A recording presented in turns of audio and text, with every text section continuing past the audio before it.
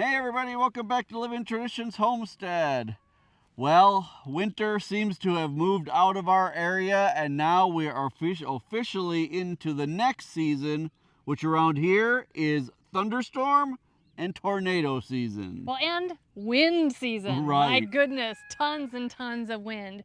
Now, recently we had our very first huge storm system come through. In fact, it was actually two storm systems that went on either side of our little area, and we just squeaked by with no tornadoes here, no damage here, but on either side of us, west and east, there was considerable damage. Right, yeah. I think there was probably 5 or 6 tornadoes that we heard about reported not very far from us.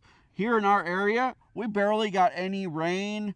We didn't get any of the tornadoes, but you guys, we did get just a ton of wind. We were having gusts up to 60 and 70 miles an hour, sustained winds of 40 to 50 miles an hour, and it was like that for like a 12-hour stretch. And it really made us very aware that we needed to hurry up and get ready for storm season. And today we want to talk to you about what that means for us and our homestead. So we're going to take a walk around the homestead and we're going to show you some of the things that we kind of permanently have in place, some of the things that we do when we know that a storm is coming. And then we're going to move in the house because I want to show you guys a new portable power system that we just got. It's called the Anchor Solix F3800 Plus. It is a great system that we are going to be able to use to keep lots of things running if we lose power. But then we also want to talk to you guys about the one thing on the homestead that we are definitely not prepared with. We're working toward it, but it could be a big deal if we don't get this under control pretty soon. But let's start out here in Wattlesville with the first way that we have prepared our homestead for inclement weather, big storms. One question that we get asked a lot is how do our hoop coops hold up especially when we get big winds? We've made some mistakes in this area in the past, but about 2 years ago we decided to correct it. We actually had a big storm blow through, I think 2 summers ago, and it actually destroyed 2 of our hoop coops. It completely picked them up and threw them through the air. It smashed them to pieces and we had to completely rebuild them. After that time, we came up with a way of anchoring them to the ground that's really simple and has been very effective. What we've done is we've taken some T-posts, we've driven these into the ground. Now here in our area, our ground is very hard. So when we drive T-posts into the ground, they are very, very strong. If you live in an area with sandy soil or something like that, this may not work. You may need to do actual ground anchors, but for us, this has done a really good job. So we put T-posts in 2 spots on each side. And then I ordered some special 1,000-pound paracord that we just tied to the T-posts, put it over the hoop coops, and this way it just holds the hoop coop to the ground. It doesn't necessarily have to be strong enough to, withstand it flying up in the air and like hold it in place. My theory is this: as long as you can stop it from lifting up in the first place, it's going to stay where it's going to be. And this has gone through now 2 storm seasons, and so far none of our hoop coops have moved since we've switched to doing it this way. Another thing that we prepare for on the homestead is being without water. And while these days Kevin and I are the only real people on the homestead that we have to worry about like just really great drinking water, we have lots of other animals, lots of other mouths to make sure that we always have water for.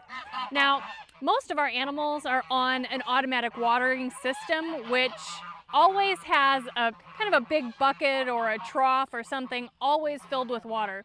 So when the electricity goes off, at least they're starting with full tanks of water. They won't fill up because the electricity is off, but they'll at least have a lot of water to start with. However, when storms are coming, we make sure to fill blue barrels like this that we have strategically placed around the homestead. These hold 50 gallons of water each. We have probably at least 10 of them in different areas around the homestead so that if we need additional water to fill up these, pans and things like that, we have access to it. Now, we also have livestock. We have a lot of cows, we have cattle. Not only are they on automatic watering systems in their big livestock troughs, but if we absolutely need to, we can move them from one area to another so that they can have access to our ponds or our springs. So that's an important thing not to overlook on your homestead, is how are you going to get water for all of your animals? Now, inside the house, we make sure to store extra water when we know a storm is coming. We fill up the bathtubs, we fill up our utility sink, just to make sure we have enough for bathing if we need to flush the toilets if we need to. And we always have fresh bottled water for emergencies also. Now, this is really important for those of us who live out in the country and we rely on wells to provide us our water. When the electricity goes off, our wells don't work, so it can't pump water into our water tanks and all that. But in most cases, in the cities and larger towns, you don't have to worry about that because water continues to run even if the electricity is not working. Now, along with the hoop coops, another thing that we get a ton of questions about when people know that we're going to get big storms or big winds in our area is, how does our greenhouse hold up during that time? And the truth is, as long as you take just a couple simple precautions, the greenhouse holds up very, very well. This greenhouse has been designed to withstand some pretty significant winds. And really, the only thing that we do on a regular basis to prepare for big winds is we make sure that our roll-up sides are all the way down so that the wind doesn't have the opportunity to get inside of the greenhouse and like lift up on the top.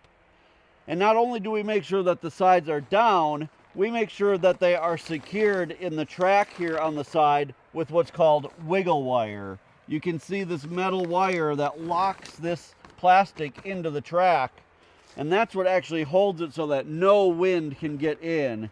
If we didn't put this wiggle wire in when we're about to get really big winds, the wind would actually kind of pull the plastic out and get inside, and that could cause some problems. Now, if we're getting just a normal, kind of rain shower or maybe 10, 15 mile an hour winds, we'll put the sides down, but we won't wiggle wire them shut. In fact, a lot of times in just kind of a normal windy day, we don't even put the sides down. But on these occasions when we know, like the other day when we were getting 60, 70 mile an hour winds and we knew that that was about to come, we got out here, we put this in, and the greenhouse had absolutely no problems at all withstanding that amount of wind. All right, well, we're back in the house. Now, outside, we've talked about preparing for what to do with the wind, how to keep everything secure from the wind. We've talked about preparing water so that animals and everything else can have water. The one thing we haven't touched on yet is what we do to prepare for power outages. Power outages are pretty common here in our area. Now, most of the time they don't last really long. In fact, in the almost 10 years that we've lived here in the Ozarks now, we've never been without power for more than 24 hours. But 24 hours is still a pretty long time when, you're trying to live your life and you're trying to keep up with what's going on in the outside world with no electricity. That's where the Anker Solix F3800 Plus comes in. I've used several portable power stations throughout the years, and I've never used anything as good as the Anker Solix brand of power stations. Now, many of you know that last year Anker sent us the F3800 to try out, and that power station has been a real blessing here on the homestead. So when they reached out and asked if we would be willing to try the F3800 Plus, it was a no-brainer. These power stations are just amazing, and the F3800 Plus has some really nice upgrades over the F3800. Now, both the F3800 and the F3800 Plus are amazing portable power stations. Let me go over some of the main features, and then I'll talk to you a little bit about what makes this one just a little bit better than the original F3800. First of all, this is a 3,840 watt hour power station, and it has a maximum wattage of 6,000 continuous watts. That means you can power something that's continuous drawing continuously drawing 6,000 watts of power.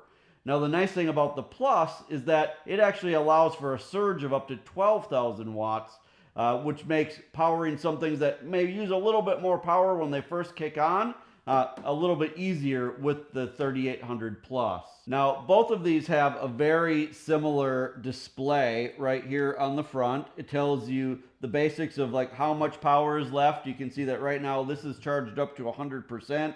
You can also control this from an app on your phone. You can hook it up to Wi-Fi or Bluetooth, so you can actually control it even when you're not at home and make sure that you're still charged up and able to run things. There are lots of different plugs on this thing for just about anything that you can imagine about wanting to power. You can see on the front here you've got your mini USB, you've got your regular USB. On the side it's got 6 standard 120 volt plugs here. And then it's also got a plug for electric vehicles and for an RV plug, which is really, really nice. If you have a 30 amp RV, you can plug right into here and run your entire RV off of this power station. On the other side here, this is where all of your inputs are. Here's an input where you can actually hook up extra batteries that you can buy for this. You can actually hook 6 external batteries up to this. And then the other plugs on this side are for recharging the unit. So here you've got your standard AC plug, which is what comes with it. It's also got 2 plugs for hooking up solar panels, which we're actually going to try out in just a minute. It comes with the 2 adapters for that. And then it's also now a new feature on this model is that you can actually also recharge this off of a 240 volt gas powered generator. So you already have a gas powered generator, which you know the limitations of a gas powered generator. You can't have that in the house. You can't have that, in your living space. You have to have it outside. But you could use that to charge this and then bring this in the house, because this can actually be right in here with you. It's not making any noise. It's not going to, kill you from carbon monoxide, because it's not putting off any of the dangerous fumes that a gas power generator is. So you could charge this from your gas power generator, then bring this back in and use it in the house. So again, there's 3 ways that you can recharge this. You can recharge this through standard AC plug when your power comes back on. You can recharge it through the solar panels. And this one will actually take up to 3,200 watts of solar panels, which means you can charge this in just a little over an hour from 0 to 100% if you were to hook up the right amount of solar panels. That is a very nice option to be able to charge this from the sun. And then the final way again is to charge this from your gas power generator, which is a new upgrade on the F3800 Plus. Now the main ways that we use a generator like this during a power outage is to keep some lights going. We keep our refrigerator plugged in during the times of an outage. And then we also like to keep our TV and our internet, our router and modem running so that we can keep up with severe weather alerts, the radar, all the things like that. There's a few YouTube channels that we love to watch during big storms. We usually like to watch Ryan Hall Y'all and Max Velocity as our 2 main sources for watching the weather come into our area, because they're very thorough. So it's really important to us to be able to keep those things running even if the power goes out. Now this could definitely power all of our chest freezers and things like that as well. Although most of the time, those are going to be just fine as long as you don't open them during the time of a power outage. Unless we're going to be without power for more than 48 or 72 hours, we don't really worry about the freezers. We just keep them shut. And as long as they have quite a bit of frozen food in them and you don't open them, they should be just fine. But things like our refrigerator that we want to continue to use during an outage will definitely be plugged into one of the Anchor Solix portable power stations.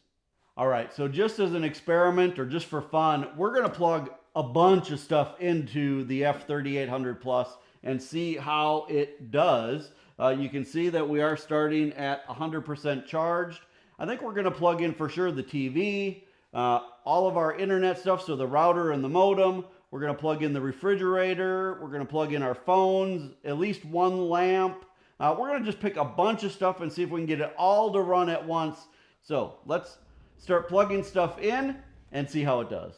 All right, well, we've gathered up a bunch of different things to plug in, and we're going to see how many things it'll work, because these are all the things that we would want to use or kind of need to use if we had a power outage for, a day or two. So the first thing is going to be we're going to plug in a lamp. So that plugs here over in the side. And what you got to do is you plug it in, and then each of these little panels turns on separately. So there's a little button there. That means now we have AC power. So let's go ahead and turn the lamp on. All right, so we've got the lamp running. Do you want to do the TV and everything? Yeah, let's do the TV. So this isn't just the TV though, right? Right, this is for a power supply that we have behind the TV, and plugged into that is our TV, which is a pretty good sized TV, and then our router and our modem for our internet connection. So we'll go ahead and plug that in. Yeah. All right, so the TV's plugged in, the router and the modem should be coming back on. So, all right, we will leave that on. Okay. Let's turn our display back on here. All right. And one thing I like about this power station as well is that right here it tells us, like, based on what we have right now plugged in, we could run all of this stuff for 1.1 days. Wow. And that's 24 hours a day. Sure. So that's, that's a long time. Okay, well, other essentials, Right. at least one cell phone. Right, so okay, let's plug in your phone and get that charging. All right. And Let's plug in a laptop I don't have that cord. Here, this one will work. Oh, okay. All right, so we'll plug in a laptop.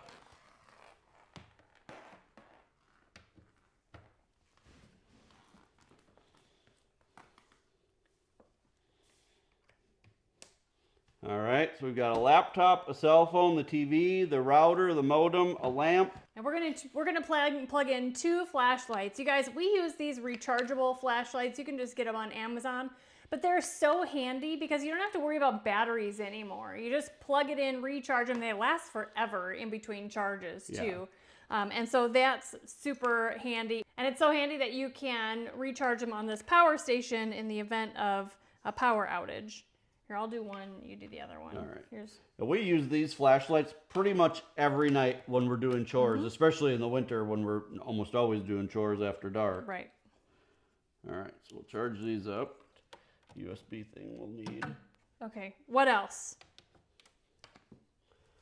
All right, so we've got 2 flashlights, a laptop, phone, TV, router, modem, lamp. I think what we're going to do, the last thing we're going to do is I brought in a power strip. So we're actually going to plug this in, and then we're going to run this down to where our refrigerator and coffee maker are. We're going to plug in the refrigerator, and we're going to try to make a pot of coffee at the same time that all of this other stuff is plugged in as well. Because if we're without power for 24 hours, we definitely need to be able to make coffee. Well, for sure. I mean, I need coffee. Right. Nobody else probably needs the coffee as much in this house as me. Now, let me tell you this. Anchor does make what they call a home connect kit, which is something that you could have installed by an electrician. And what that is it's a panel that goes by your normal like breaker panel. And I'm no electrician, so I don't know the first thing about any of this. But basically, then what you can do when the power is out is I think you flip a switch so that you disconnect like all of the power coming from outside. You can plug this directly into that, and it will charge, it'll power up everything in your house. And then, especially if you have a bunch of the external batteries, I mean, you can run things for a very long time through that kit. So that's really cool as well. We don't have that, which is why we need to use an extension cord like this. But that'll work just fine too, especially, in the rare occasions that we actually lose power. So let's take this down to the kitchen so we can try out the other 2 things, and then we'll come back and see how much power we're actually using on all of this stuff. All right, so I've got everything set. I've unplugged the refrigerator from the wall. Let's go ahead and plug that in to our power strip. All right, the refrigerator is back on, plugged in. Let's go ahead and plug the coffee maker in here.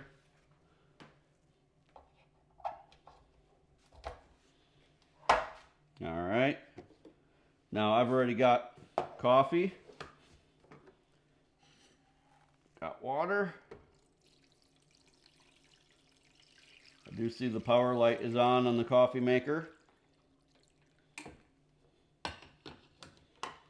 All right, our coffee is brewing. Now this is a bun coffee maker, which works a little different because it already stores hot water in here. So it won't use a lot of power during this part. It'll use more power once it starts heating up the water that we just put in there.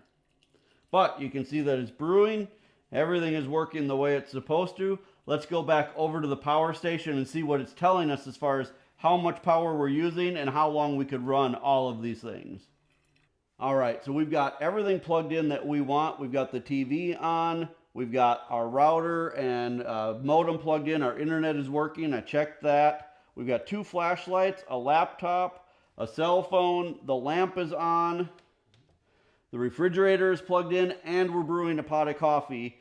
And you can see that it is doing all of that with no problems at all. Right now we're pulling 506 watts of power. And we could run all of these things continuously for the next 6 hours. All right, so I brought the power station outside. I've hooked up the solar panels. Now you can see it is a completely overcast day. There is essentially no sun to be seen today. But even that being the case, with the solar panels hooked up, we're still getting 65 watts of power coming into the unit. Now that's not a lot, but it at least is some charging capacity, which would be better than nothing if you absolutely were depending on it. So the one thing that I really like about this whole setup is the solar panels are completely portable. Now this will tie into rooftop solar panels. Essentially any solar panels on the market this can handle, which is a really nice thing. But the ones that I've got with it are portable solar panels. So we could take these and really make sure that we're maximizing, the sunlight and put them wherever we need them, especially on a day like today. We could move these around until we're really getting the most amount of watts coming into here. You can see for now, I just have the solar panels sitting down here in the grass. But I'm happy that it's at least working. I know that everything is functioning the way that it's supposed to, and it's a really great system. Another really great feature about this F3800 Plus is that you can actually use it while it's charging, which is a feature that not all portable power stations have. So if you guys want to learn more about the Anker Solix F3800 Plus, we will leave a link in the description of this video. It'll show you all the specs for this thing, because there is so much functionality on this thing that I haven't really been able to touch on, like its ability to charge electric vehicles and all types of stuff that it can do that's kind of above my head. But I can tell you that this thing is going to be a huge asset here on the homestead. Well, we've touched on the ways that we prepare outside for the animals and inside for power outages. But the one thing that we are really not very prepared for here on the homestead at this point is tornadoes. At our last homestead here in Missouri, we had an in-ground tornado shelter, and if you guys have been following us for a while, you may have seen it, and we really did like it. It served its purpose really well, and it was very safe and effective. But on this property, we really are thinking that that's not the best option for us. Right. We've been racking our brains for the last 3 years now, since we've actually lived on this property, about where to put another in-ground storm shelter like we had at our original homestead. But the more we thought about it, there's some real drawbacks to that type of tornado shelter. The biggest ones are, as we age, it's going to be harder and harder to get down into a storm shelter like that. We also have some considerable issues here with the water table. Even in the crawl space of our new house, we've had some issues with water, and we've had to encapsulate the crawl space. A storm shelter would be even deeper than that, and I'm afraid we would have issues with water for that as well. So because of that, we're thinking that an above ground storm shelter is actually going to work best for us. You can get some really nice, very reinforced steel above ground storm shelters, and that's the direction we're heading right now. We had thought originally about maybe having a storm shelter put inside of the workshop, and that may still be an option, but now we're really leaning toward having one put underneath this lean-to, which is off of the side of the workshop. The type of storm shelters that we're looking at would anchor into the cement, so it would be very, very strong. And I don't think there would be any real risk of it, blowing away or anything like that. These things are tested and designed exactly for that purpose. Now, we don't really know what company we're going to go through. We don't even really know what companies even offer them. We just started looking. Right. If you guys have any suggestions, if you put that in the comment section below, that would be great, because we're by no means in a position right now to make a decision. Right. But that is the direction that we're going to be going. I know a lot of you have asked that question over the last few years, like, what do you do for tornadoes?